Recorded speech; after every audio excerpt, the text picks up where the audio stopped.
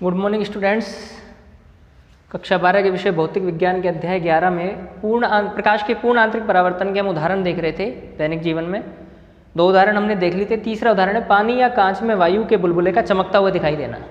हम देखते हैं पानी के अंदर कोई वायु का बुलबुला रह जाए या कांच के अंदर कोई वायु का बुलबुला है तो वो चमकता हुआ दिखाई देता है। क्यों? देखो, एक बीकर में पानी भरा हुआ है, यहाँ पर इस पानी में एक वायु का बुलबुला है।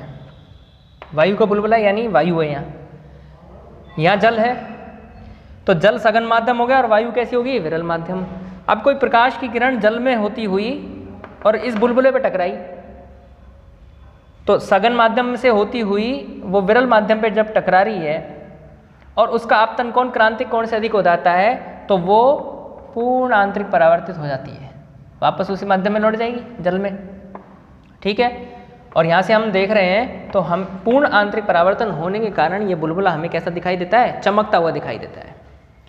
इसके और अन्य उदाहरण भी हैं प्रकाश के पूर्ण आंतरिक परावर्तन के। पानी में डूबी हुई परख नली का चमकते हुए दिखाई देना। पानी में डूबी हुई परख नली का चमकते हुए दिखाई देना। 5वां है कांच में पड़ी दरार। आप देखिए कभी भी कोई कांच का टुकड़ा है और उसमें कोई दरार पड़ गई, टूटा हुआ है, तो उसकी जो किनार है या जहाँ से वो टूटा हुआ है वो चमकती हुई दिखाई देती है प्रकाश के पूर्ण आंतरिक परावर्तन के कारण। सर्दियों के दिनों में नाव का आसमान में उल्टे चलते हुए दिखाई देना। समुद्र या तालाब के अंदर जो नाव चल रही है तो सर्दियों के दिनों में वो आसमान में उल्टे चलते हुए दिखाई देती है। और सबसे इम्पोर्टेंट जो इसका उदाहरण है वो है प्रकाशिक तंतु। प्रकाशिक तंतु पूर्ण आंतरिक परावर्तन का जो सबसे बढ़िया उदाहरण है उसे कहते हैं optical fibre. Optical fibre OF। आपने सड़क पे जाते हुए या ट्रेन से जाते हुए कई बार देखा होगा, कुछ बोर्ड लगे होते हैं वहाँ लिखा होता है OFC लिखा होता है और OFC का अर्थ होता है ऑप्टिकल फाइबर केबल। वो प्रकाशित तंतु केबल ही होती है जिसमें पूर्ण आंतरिक परावर्तन की घटना होती है। क्या होता है? प्रकाश जो कांच होता है, कांच के पतले पतले रेशे, कांच के पतले पतले रेशों से एक तार या रस्सी सी बनाई जाती है प्रयोगशाला में या फैक्ट्री के अंदर। कांच के पतले पतले बिल्कुल बारीक बारीक रेशों से एक रस्सी या तार बनाई जाती है। तो वो कांच से बनी हुई है, कांच के रेशों से बनी हुई है। जैसे बिजली की तार है तांबे से बने हुए होते हैं, तांबे के पतले पतले तार होते हैं, इसी तरह से उसके अंदर कांच के पतले पतले तार होते हैं बिल्कुल धागे जैसे। उससे एक रस्सी बनाई जाती है या तार बनाई जाती है। उसके किनारों पर एक पॉलिश की जाती है। ठीक है, और वो पॉलिश कैसी है? उस पॉलिश का जो अपवर्तनांक है वो कांच के अपवर्तनांक से कम रखा जाता है। यानी ऐसे पदार्थ की पॉलिश की जाती है जिसका अपवर्तनांक कांच के अपवर्तनांक से कम हो। तो क्या होगा कि जब कोई प्रकाश की किरण अंदर एंटर हुई, अंदर एंटर होने के बाद वो कांच से टकरा के जब वो कांच ये अंदर का कौन सा माध्यम भरा हुआ है? यहाँ कांच है, कांच के धागे अंदर, कांच में होती हुई वो पॉलिश पे टकराई, कांच में से होती हुई वो पॉलिश पे टकराएगी तो कांच हो गया सघन माध्यम और पॉलिश होगी विरल माध्यम, क्योंकि पॉलिश का अपवर्तनांक कांच से कम है, लिया गया है कम। तो सघन माध्यम में होती हुई जब वो विरल माध्यम में टकराएगी और उसका आपतन कोण क्रांतिक कोण से अधिक हो जाता है तो प्रकाश का पूर्ण आंतरिक परावर्तन हो जाता है। ठीक है, पूर्ण आंतरिक परावर्तित होकर ये प्रकाश की किरण यहाँ टकराएगी तो ये कांच में से होती हुई वापस फिर पॉलिश पे टकराएगी, फिर क्रांतिक कोण से इसका आपतन कोण अधिक होगा, फिर इसका पूर्ण आंतरिक परावर्तन हो जाएगा यहाँ पर, फिर यहाँ पर होगा, फिर यहाँ पर होगा, फिर यहाँ पर होगा, फिर यहाँ पर होगा।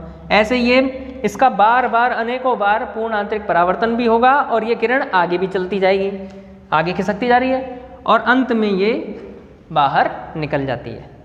जो प्रकाश की ये आपतित किरण है वो यहाँ से बाहर निकल गई। तो ये बहुत ही एक क्रांतिकारी आविष्कार है या था, क्रांतिकारी आविष्कार था जिसका उपयोग कहाँ किया जाता है? शल्य चिकित्सा में। कहाँ किया जाता है? शल्य चिकित्सा। शल्य चिकित्सा यानी सर्जरी में। पेट में कोई जांच करनी हो या आंतों की कोई जांच करनी हो तो एंडोस्कोपी वगैरह जो होती है उसमें एक ऑप्टिकल फाइबर की केबल डाली जाती है अंदर पेट में या आंतों के अंदर, उसके आगे कैमरा लगा होता है। ठीक है, और उसमें से जो प्रकाश के रूप में निर्देश अंदर जाते हैं लाइट के रूप में, और फिर हमें सूचना हमें कंप्यूटर स्क्रीन पर दिखाई देती है। तो ये कहलाती है शल्य चिकित्सा में प्रकाशिक तंतु का बहुत ज़्यादा उपयोग किया जाता है, ऑप्टिकल फाइबर केबल का। दूसरा है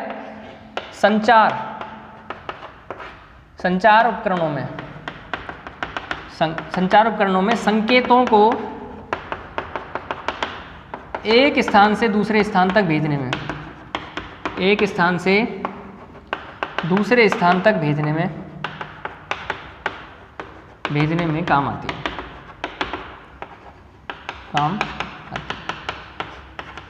क्योंकि हमने देखा प्रकाश की किरण यहाँ से एंटर हुई और वो सीधे बाहर ही निकली इससे। तो यदि हम ऑप्टिकल फाइबर केबल का जाल बिछा दें और जो कोई हमें संदेश यहाँ से भेजना हो वो हमें दूसरे सिरे पर प्राप्त हो जाएगा। तो इसलिए आजकल जो कम्युनिकेशन या संचार के माध्यम हैं, जैसे कि टेलीफोन लाइन वगैरह हैं, वो ऑप्टिकल फाइबर की केबल ही उसमें डाली जाती है। जैसे इंटरनेट है, तो उसके लिए हमें पता है कि प्रकाश की किरण जो है उसका वेग सर्वाधिक होता है, 3 × 10⁸ मीटर प्रति सेकंड सर्वाधिक चाल होती है उसकी, और इसमें कोई लॉस भी नहीं हो रहा है तो बहुत थोड़ा सा लॉस होता है संकेत में। तो इसलिए हमें यदि किसी संदेश को एक स्थान से दूसरे स्थान तक पहुंचाना हो और वो भी जल्दी और शीघ्र पहुंचाना हो, हाई स्पीड पे पहुंचाना हो, तो सबसे बढ़िया युक्ति या उपकरण कौन सा है? प्रकाशीय तंतु। इसलिए संचार के माध्यमों में संकेतों को एक स्थान से दूसरे स्थान तक भेजने के लिए ऑप्टिकल फाइबर केबल का उपयोग किया जाता है। धन्यवाद।